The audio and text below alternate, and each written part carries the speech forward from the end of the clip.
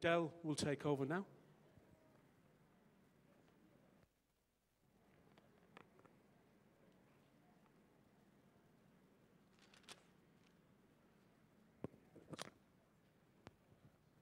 Thanks, Matt. Khop khun khap.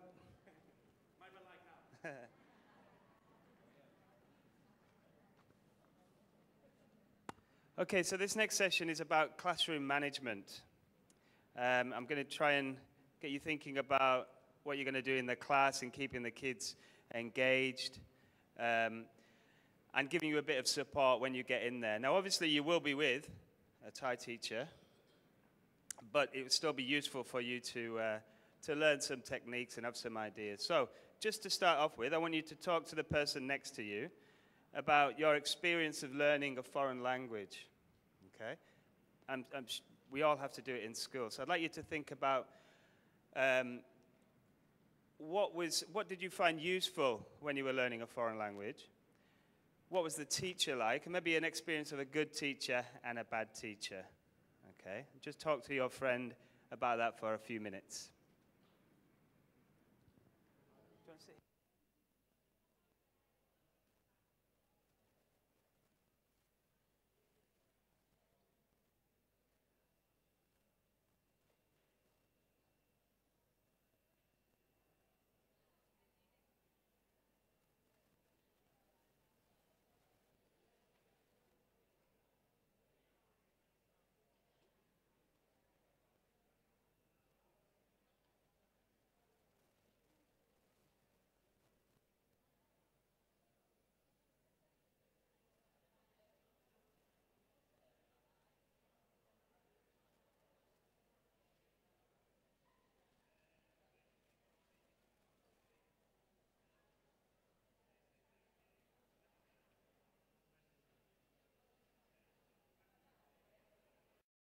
Okay. 2, 3. Okay. Can you go with Becky and with Lorraine, please? Because this session is probably not something that you need. Okay, you'll have learned this before. And those guys who are studying to be primary teachers, can you go with Becky and Lorraine as well, please?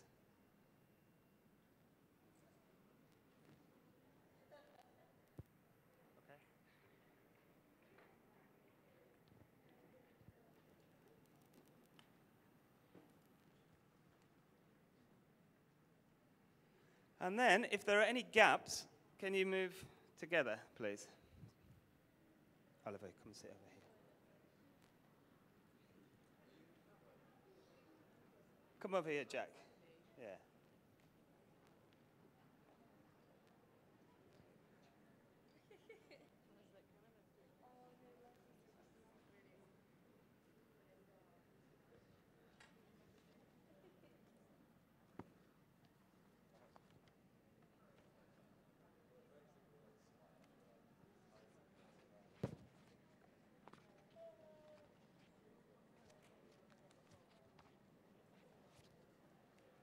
Okay, so just going back to that little chat that you had, would anybody like to share an experience, good or bad, that they've had of a language teacher? Anybody like to share with the group? I did French when I was about 12 or 13, quite a long time ago, and I just remember it wasn't very interactive at all. It was just words on a board, you know. So I just remember that, yeah, it's quite stuck out as an experience. Yeah. Thank you. Anybody else?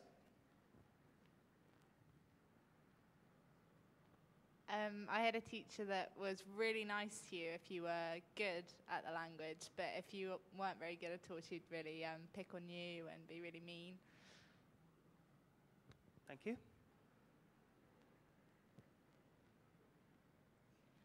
I had a German teacher that was quite interactive. He used to sing or act stuff out, and that helps me remember, like, being up there and moving about.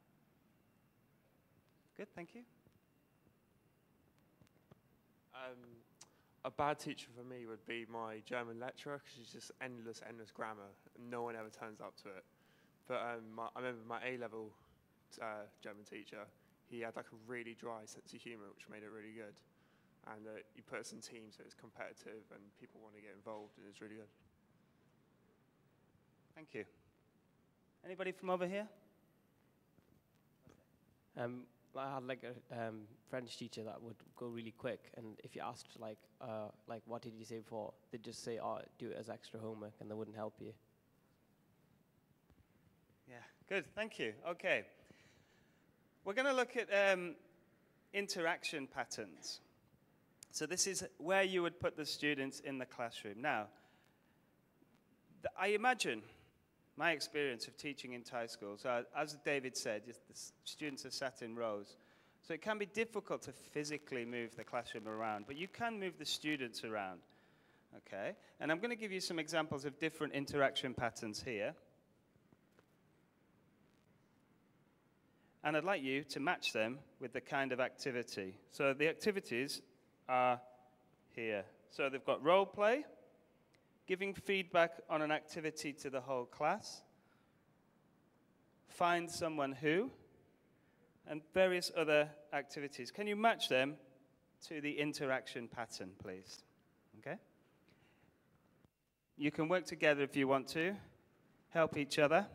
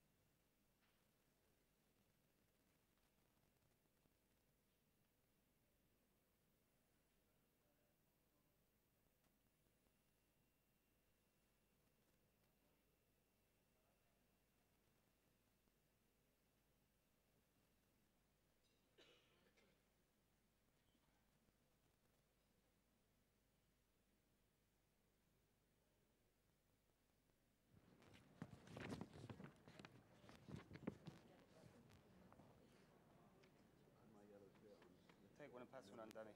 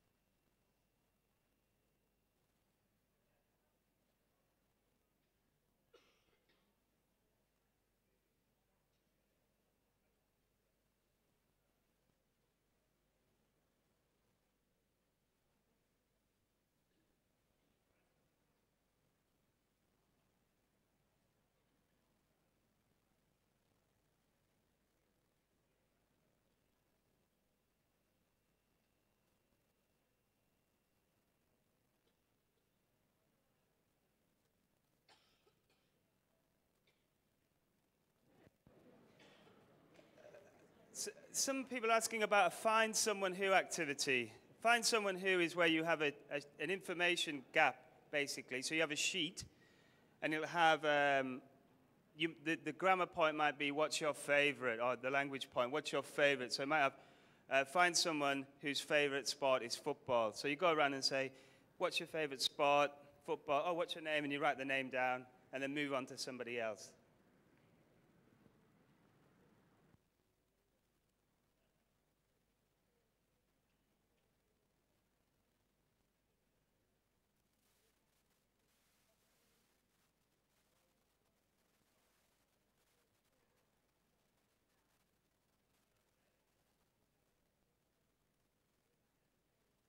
Answers with the person next to you if you've got the same. If you haven't got the same, discuss why. I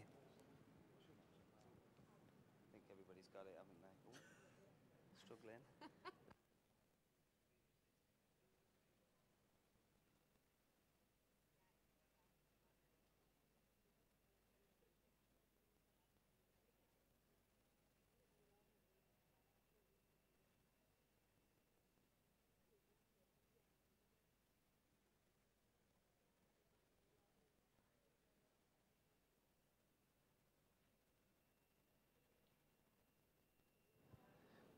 So let's check the answers. I think most of you have got the correct answers. Oh.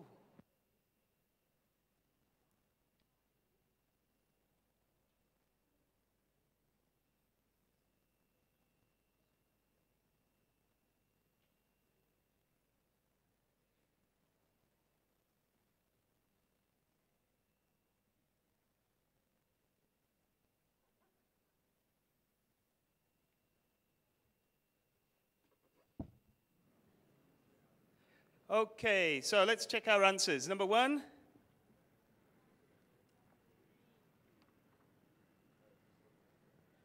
Let's have another look at this.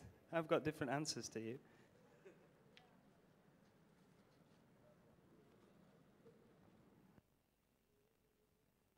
Sorry, yes, sorry.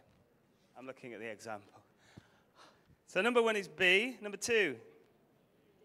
D. 3? A. 4? E. And 5 is C. Yes, okay. So different interaction patterns can really change the lesson, can make it really successful or unsuccessful. So you need to find out exactly what you're doing and set the classroom up or set the student up in a way that complements the activity that you're doing. Now, let's look at number 2, the teacher language. This is something that you will have to become skilled at. So you need to grade your language. And this means making your language much simpler, but without losing too much of the meaning and without being too patronizing. It's a skill, and you'll learn it quickly, I'm sure. You're used to talking to native speakers, foreigners, all the time, so you don't need to worry about the speed of how you speak, but you will do once you get in the classroom and when you're talking to locals as well. So, these are some examples of some teacher language that might be problematic for pre-intermediate. Pre-intermediate learners are sort of like mid-level, starting at elementary, or starter, elementary, pre-intermediate, intermediate, and then on to advanced level. So a mid-level class, if you like. You've got some examples there of what a teacher would say. And I'd like you again to match it with the examples to the descriptions of the problem. So the first one, if you can imagine for a moment that you are a policeman, okay? Imagine saying that to a class of primary kids. What would be wrong with that? Would it be overly polite? Would it be overly descriptive? Can you match it to A, B, C, and D, E, F, and G, and H below?